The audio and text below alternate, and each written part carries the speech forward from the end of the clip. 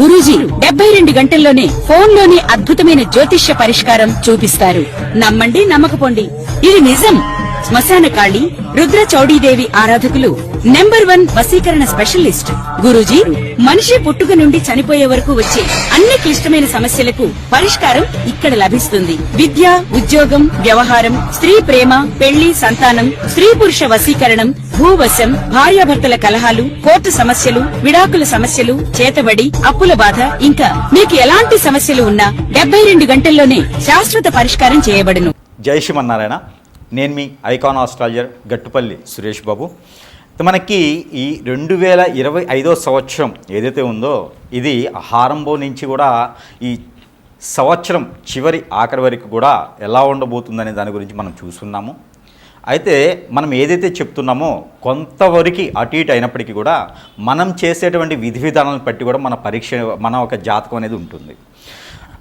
ఒక రకంగా మనం చెప్పాలి అంటే ద్వాదశ రాశుల వారికి కొన్ని రకాలుగా ఉంటుంది. అంటే అది ఎలా అంటే జాతక ప్రకారంగా, గోచార ప్రకారంగా తీసుకొని మన యొక్క దశ అంతర్దశలు తీసుకొని ఏ స్థానంలో ఏ ఒక గ్రహం ఉందో దాన్ని బట్టి తీసుకునేటువంటి ప్రెడిక్షన్స్ వేరుంటాయి. రెండోది మన చాకచక్యం, మన తత్ఫలితాలు, మనం చేసేటువంటి పనులు, దీని వలన కూడా మన యొక్క స్థితిగతులు అనేది మారుతూ వస్తూ ఉంటాయి. ఇది అందరికీ తెలిసినటువంటి విషయమే. అంటే రేపు బాగుంటుంది అని ఎవరైనా గురువు చెప్తే రేపు పొద్దున బాగుంది అన్నారు కదా అని చెప్పేసి అని ఇంట్లో కూర్చుంటే అది బాగోదు. ఎందుకంటే బాగున్నది ఎందుకంటే మన కార్యాచరణ మనం చేసుకుంటూ ఉంటే అది బాగుంటుంది. అలా అని చెప్పేసి కాకుండా బాగుంటుంది అన్నారని చెప్పి కూర్చుంటే అవ్వదనమాట. అందుకని మనం చేసేటువంటి పనుల్లో ఆటంకాలు వచ్చినా, ఎదురితలైనా, ఏదైనా విఘ్నాలు వచ్చినా కూడా వాటికి అధిగమించి వాటికి పరిహార నిమిత్తంగా ఏదైనా చేసుకొని ముందుకు వెళుతూ ఉంటే మన కార్యాచరణ బాగుంటుంది. మనం అనుకున్నట్టుగా గురువు చెప్పినట్టుగా కొనసాగుతూ ఉంది. కాబట్టి ఈ 2025 సంవత్సరం అందరికీ కూడా సుసంకారంగా ఉంది, అందరికి కూడా బహువిధంగానే ఉంది, అందరికి కూడా చాలా బాగా ఉంటుంది. కాబట్టి అలానే 2026 సంవత్సరం ఎలా ఉండబోతుంది, ఎప్పుడైనా మనకి ఎలా ఉంటుందంటే మన పెద్దవాళ్ళు చెప్తారు ఏంటంటే ఎప్పుడైనా సరే ముందు వచ్చే కాలానికి మనము ఆలోచింపదగిలితే దానికి తగినటువంటి జాగ్రత్తలు తీసుకునే దానికి అనుకూలంగా ఉంటుంది. ఇప్పుడు వర్షాకాలం వస్తుంది అనగానే మనకు ముందుగా తెలుస్తుంది అప్పటికి జూన్, జూలై, ఆగస్టులో వర్షాకాలం వస్తుంది అని. అలానే సెప్టెంబర్, అక్టోబర్, నవంబర్లో శీతాకాలం వస్తుంది, తర్వాత ఎండాకాలం వస్తుంది. ఇది కామన్గా మనకి కాలాలు అనేది తెలుస్తూ ఉంటుంది. దానికి ముందుగానే మనం తెలుసుకొని జాగ్రత్త పడాలి. వర్షాకాలం వస్తున్నప్పుడు ఏం మనకి అవైలబుల్ ఉండవు, ఏం దొరకవు, మనకి వాంటెడ్ ఏముంది అవి మనం ఎండాకాలంలోనే సమకూర్చుకోవాలి. అలానే మనకి ముందుగానే విషయాలు మనకి నెక్స్ట్ వచ్చే సంవత్సరం ఇలా ఉంటుంది అని తెలుసుకోవడంతో తీసుకోవాల్సినటువంటి జాగ్రత్తలు మనం తీసుకోవడానికి అనుకూలంగా ఉంటుంది. కాబట్టి ముందుగానే మనం ప్రెడిక్షన్స్ తెలుసుకున్నాం అనుకోండి, అప్పుడు మనలో ఏమైనా సాధించాలా, సంపాదించాలా, ఇంతవరకు సరిపోతుందా, ఎలాంటి ప్రికాషన్స్, జాగ్రత్తలు తీసుకోవడం వలన మనం ముందుకు ఎదగలుగుతాం అనేది మనకు ఒక ఆలోచన ఉంటుంది. మనం చూడండి, పిల్లలు పుట్టగానే మా అబ్బాయి కలెక్టర్ అవ్వాలి, మా అబ్బాయి ఇంజనీర్ అవ్వాలి, మా పాప మంచి పొజిషన్గా ఉండి విదేశాల్లో సెటిల్ అవ్వాలి, ఇలాంటి అల్లుడు రావాలి, ఇలాంటి కోడలు రావాలని మనకు ముందుగానే అనుకుంటూ ఉంటారు.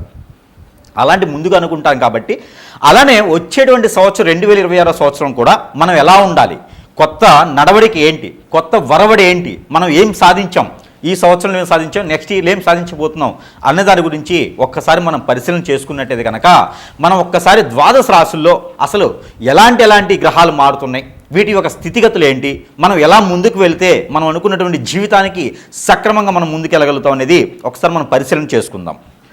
ద్వాదశ రాశుల్లో ఒకటి కన్యారాశి.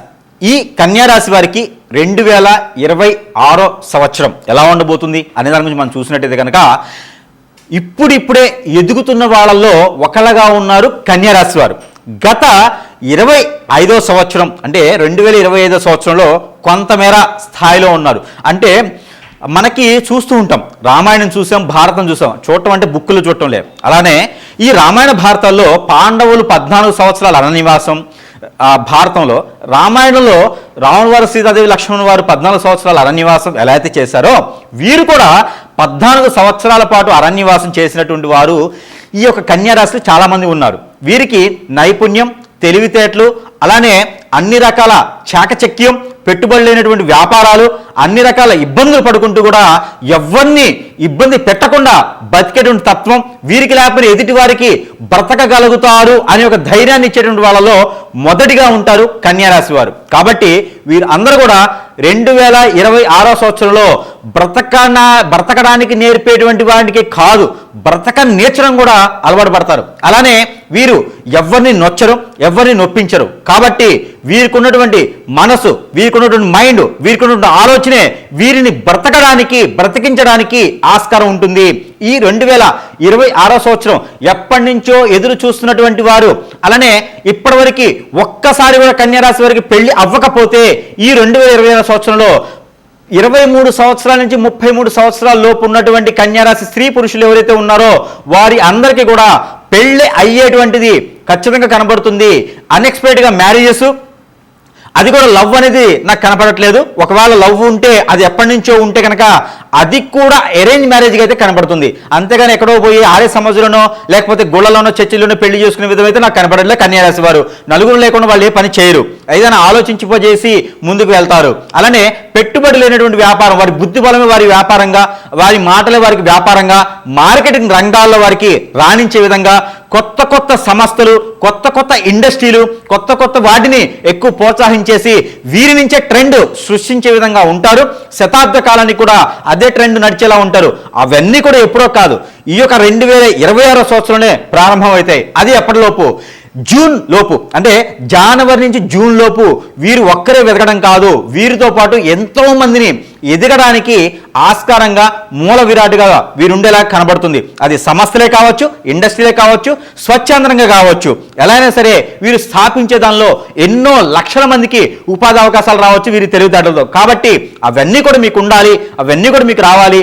లేదు గురువుగారు మీరు బాగా చెప్తున్నారు, కానీ నాకు ఎప్పటి నుంచో అష్టదిబ్బందులు ఉంది, నాకు ఏమవుతుందో అర్థం కావట్లేదు, ఏ పని ముందుకు వెళ్ళట్లేదు, పెళ్ళైతే భార్య దూరంగా ఉంది, భర్త దూరంగా ఉన్నారు, పిల్లల మాట వినట్లేదు, నాకు అష్టదిబ్బందంగా ఏ చేసినా ముందుకు వెళ్ళలేకపోతుంది, ఇచ్చిన అప్పులు రావట్లేదు, ఆరోగ్యం సహకరించట్లేదు అనుకుంటే కనుక ఖచ్చితంగా అది మీకు ఎవరో ఏదో చేపించారు. మీ యొక్క మంచితనమో, మీ యొక్క నమ్మకమో, మీ మాట తీరో, మీ పద్ధతి, మీ పని, మీ యొక్క పేరు ప్రఖ్యాత హోదానో ఇవన్నీ కూడా తట్టుకోలేనటువంటి మీకు బంధుమిత్రులనే ఉంటారు మీ శత్రువులు. కాబట్టి వారు మీ ఎదుగుదలని ఓర్చుకోలేక మీకు ఎప్పుడో ఏదో చెడు ప్రయోగం జరిగి ఉంటుంది. అది పోవాలి అంటే ఖచ్చితంగా మీ జాతకం చూపించుకుంటే పోదు. మీకు సమీప దూరంలో గురువు గారు ఎవరైనా వారు కూడా కరెక్ట్గా చూడగలుగుతారు అనుకుంటే వారికి చూపించండి. అప్పుడు మీకున్న సమస్య జాతకంలో కాదు, మీకు ఏదో క్రయ జరిగిందని మీకు పరిష్కార మార్గం కూడా చూపిస్తారు. అలా కాకుండా ఉంది అంటే మనం ఈ వీడియో చివరన మీకు ఆ పరిష్కార మార్గం కూడా చూపించబడింది. కాబట్టి అది చేస్తే కూడా కొంతమేర మీకు ఇబ్బంది లేకుండా ఉంటుంది. అలానే ఈ యొక్క కన్యారాశి వారికి ఈ సంవత్సరం విదేశీయానం ఉంటుంది. అలానే పెళ్లిళ్ళు అవుతాయి, ఒకసారి పెళ్లి మాత్రమే, మొదటిసారిగా చేసుకునే వాళ్ళకి మాత్రమే నా ప్రెడిక్షన్. అలానే చదువుకునే దానికి మీకు మార్గాలు దొరుకుతాయి. పెట్టుబడి లేనటువంటి వ్యాపారాలు, ఒకవేళ పెట్టుబడి పెడితే అప్పు తెచ్చి కాకుండా వీరి దగ్గర ఉన్నంత వరకు షేర్స్లో కానీ, మ్యూచువల్ ఫండ్స్లో కానీ, ఆన్లైన్ బిజినెస్లో కానీ, ఆన్లైన్ బిజినెస్ అంటే బెట్టింగ్స్ కాదు, ఆన్లైన్ బిజినెస్లో కానీ ఇన్వెస్ట్మెంట్ పెడితే మీకు ఎన్నడూ లేనటువంటి ఆస్తి సంపదలు వస్తాయి. అలానే మీరు అనుకున్నటువంటి రంగాల్లో ముందుకు వెళ్ళాలి అనుకుంటే కనుక ఖచ్చితంగా ఈ పరిష్కార మార్గాలు చేసుకోండి. నవగ్రహ ప్రదేశం కూడా మీకు కలిసి వస్తుంది. శని భగవాన్ యొక్క అశుభ దృష్టి, శుక్రుని యొక్క అశుభ దృష్టి, అలానే మీకు కుజుడు కూడా ఈ సంవత్సరం కలిసి వస్తాడు. ఎందుకంటే మారుతున్నారు మీ వైపు, అన్ని గ్రహాలు కూడా సానుకూలంగా ఉంటున్నాయి. కన్యారాశి వారికి ఈ సంవత్సరం కలిసి రాకపోతే మళ్ళీ 2030 వరకు ఆగాలి. అందుకని మీ చెడు వ్యసనాలు వదిలేసుకొని మీకు అనుకున్న గోల్కి రీచ్ అయ్యేదానికి ఆలోచింపజేసుకోండి, ఆలోచన పెట్టుకోండి. ఒక దీక్షగా మీరు కొనసాగితే కనుక అనుకున్న దిశలో కన్నా ఇంకా ఎక్కువ సాధించి ఎంతో మందికి ఉపాధి అవకాశాలు కల్పించేటువంటి స్థాయిలో ఉంటారు. కాబట్టి మీరు ఆ విధంగా ముందుకెళ్ళండి. ఒక్క చెడు వ్యసనం వదిలేయండి, 100 మందికి మీరు ఉపాధి అవకాశాలు కల్పిస్తారు. ఆ విధంగా చేసుకొని 2026 సంవత్సరం మొత్తం కూడా ఈ యొక్క కన్యారాశి వారి మీద వెళ్తుందా అనే విధంగా దిష్టి దోషాలన్నీ కూడా కన్యారాశి వారి మీద ఉంటాయి. ఈ విధంగా ప్రయత్నం చేయండి. అందులో ఈ రెమెడీ కూడా చేసుకొని అదృష్టవంతులు అవ్వండి. మనకి ఈ రాశి వారు కనుక ఇలాంటి పరిహారం ప్రతి మాసంలో అయినా, ప్రతి 3 మాసాలకు ఒక్కసారైనా సరే చేసుకోగలిగితే ఖచ్చితంగా వారి జీవితంలో మార్పు లేకపోయినా మరీ దీనస్థితికి వెళ్ళి మరీ దారిద్ర రేఖ కన్నా తక్కువగా ఉంటుంది అనుకొని మరీ అష్టదిగ్బంధంలో ఉండేసి లేకుండా మన పని మనం చేసుకునే దానికైతే అనుకూలంగా ఉండేటువంటి పరిస్థితులైతే ఖచ్చితంగా మనకి ఏర్పడతాయి. దాంట్లో ఒకటి ఈ పరిహారం ఖచ్చితంగా మీకు ఉపయోగపడుతుంది. ఈ రాశివారు చేసుకోవాల్సిన పరిహారం ఏంటంటే, ఆవు పాలు కానీ గేదె పాలు కానీ తీసుకోండి. అంటే మేము ప్రతిరోజు పాలు తాగుతాం కదా అనుకుంటే కాదు. ఈ ఆవు పాలు గేదె పాలు తీసుకొని అవి కాచి చల్లార్చండి. ఈ చల్లార్చినటువంటి పాలల్లో కుంకుమ పువ్వు వేయాలి. పట్టిక బెల్లం కానీ తేనె కానీ బెల్లం కానీ వేయాలి. అలానే దానిలో ఈ గులాబీ రేకులు ఉంటాయి. రేకులు అంటే మనకి ఇళ్లపైన వేసుకునేటువంటి రేకులు కాదు, గులాబీ రేఖలు. అంటే గులాబీ పువ్వు ఉంటుంది కదా, దాన్ని ఇలాగా ఒలిస్తే రేఖలు వస్తాయి. ఆ గులాబీ రేఖలు కూడా దాంట్లో ఆ పాలల్లో వేసేయాలి. ఆ వేసినటువంటి పాలు ఏదైనా మీకు కులదైవం, ఇష్టదైవం, మీ వంశపారపర్యంగా వచ్చేటువంటి అమ్మవారు, మీరు పూజించేటువంటి అమ్మవారు, మీ ఇంట్లో కొలువు తీరినటువంటి అమ్మవారు ఎవరైతే ఉన్నారో అలాంటి అమ్మవారికి, ఆవిడ గ్రామదేవత కావచ్చు, పీఠాధిపతి అమ్మవారైనా కావచ్చు, ఇష్టసఖి అమ్మవారైనా కావచ్చు, ఎలాంటి అమ్మవారైనా ఆ అమ్మవారి ముందు మీ ఇంట్లోనే దేవుని మందిరం ముందు అవి సాయం సంధి వేళలో శుక్రవారం, ఆదివారం లేదా మంగళవారం రోజున, వారంలో ఒక్కసారి లేదా మాసంలో ఒక్కసారి, పక్షానికి ఒక్కసారి, లేదంటే 3 మాసాలకు ఒక్కసారి అయినా సరే సమయం తీసుకొని ఈ వారాల్లో కనుక మీరు ఈ యొక్క అమ్మవారికి నైవేద్యం సమర్పించి ఆ పాలని మీరు ఇంట్లో సేవించినట్లయితే ఖచ్చితంగా రాసి పెట్టుకోండి, మీకు ఆర్థిక ఇబ్బందులన్నీ కూడా తొలగిపోతాయి. ఏది ఈ రాశి వారికి. అలానే ఎవరికైనా అప్పు ఇచ్చి ఉన్నా అవి కూడా వసూలవుతాయి. ఈ 2026 సంవత్సరం ఏదైతే ఉందో ఈ 2026 సంవత్సరంలో ద్వాదశ రాశుల వారు అందరికన్నా ఈ రాశి వారికి అత్యున్నతమైనటువంటి ఉన్నత శిఖరానికి వెళ్ళేటువంటి రెమెడీ ఇది. ఖచ్చితంగా ₹1,00,000 రెమెడీ కాబట్టి ఈ యొక్క రెమెడీ మీకు మామూలుగా అయితే చిన్నపాటి పరిహారాల కన్నా ఇది చాలా గొప్ప పరిహారం. ఇది చేసి అదృష్టవంతులు అవ్వచ్చు. చాలా చిన్నటువంటి పరిహారం కాబట్టి. అలానే ఆవు పంచకం అని దొరుకుతుంది. అదే రోజున ఆవు పంచకంలో పన్నీరు అని ఉంటుంది. పన్నీరు, ఆవు పంచకం, దాంట్లోనే కొంచెం గంధము, దానిలోనే కొంచెం పసుపు, ఇవన్నీ కూడా మిశ్రమం చూసుకొని దానిలో కొన్ని బియ్యం వేయాలి. ఈ యొక్క వేసినటువంటి మిశ్రమాన్ని, ఆ లిక్విడ్ ఏదైతే ఉందో అది ఇంటిల్లిపాది మొత్తం కూడా చల్లారి మన పైన చల్లుకొని ఇంట్లో మొత్తం చల్లుకున్నట్టయితే ఇంట్లో ఉన్నటువంటి నెగిటివిటీ కూడా మీకు సానుకూలంగా ఉండేటువంటి అవకాశాలు మీకున్నాయి. ఇది వారానికి ఒకసారి, పక్షానికి ఒకసారి, మాసానికి ఒకసారి ఈ పరిహారం మీరు ఖచ్చితంగా చేసుకోవాలి.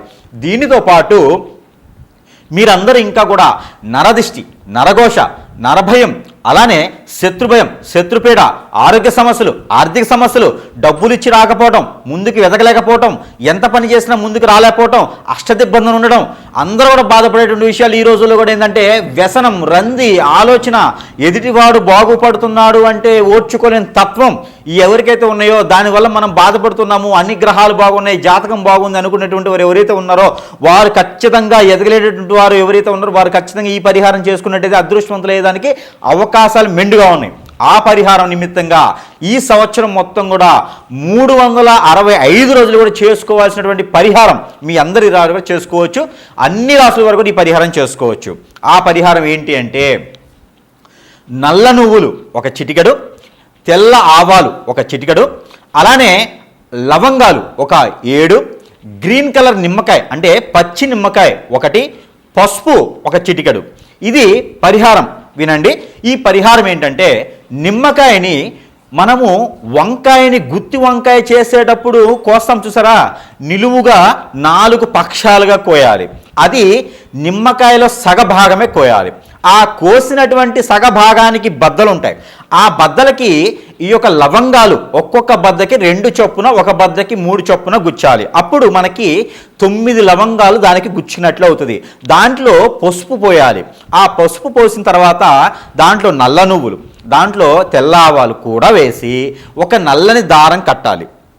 అది మళ్ళీ కట్టేసాలి, నల్లదారం కట్టేసిన తర్వాత ఇది ప్రతి మంగళ శనివారాలు చేసుకుంటే మీకు జరిగినటువంటి నెగిటివిటీ, చాతబడి, హిప్నాటిజం, బ్లాక్ మ్యాజిక్, వశీకరణం, బాగలముక్కి, భానుమతి, యక్షిని, మోహిని ఎలాంటి విద్య మీ మీద ప్రయోగం చేసినా అవన్నీ కూడా సమకుపాలగా విడిపోతూ ఆ ఒక విద్య చేసినటువంటి వారికి తగులుతూ మీకున్నటువంటి జ్ఞానాన్ని ఉపయోగించుకొని ఈ పరిహారం అయితే ఖచ్చితంగా చేసుకోవాలి ప్రతి ఒక్కరు కూడా.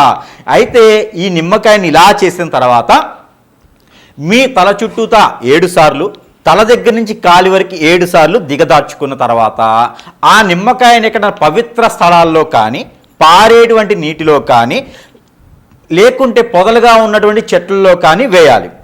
ఇలా చేసినట్లయితే ఖచ్చితంగా ఈ 2026 సంవత్సరం ఎదిగేదానికి ఎవరైతే మీకు ఆటంకం కానీ విఘ్నాలు కానీ కలిగిస్తారో వారందరూ కూడా మీ వైపు రాకుండా ఉంటారు. మీ పక్కనే ఉండండి, ఎండుపోటు పొడిచే వాళ్ళు కూడా మీకు దూరంగా వెళ్ళేసి మీ మంచి కోరుకుంటారు. కాబట్టి ఈ విధమైనటువంటి పరిహారం మీకోసం ఇది చేసుకొని ఖచ్చితంగా 2026 సంవత్సరంలో ఏ విఘ్నాలు లేకుండా కూడా బాగుపడేందుకు ఆసరాగా ఉంటుంది. ఈ పరిహారం చేసుకుని అదృష్టవంతులు అవ్వచ్చు.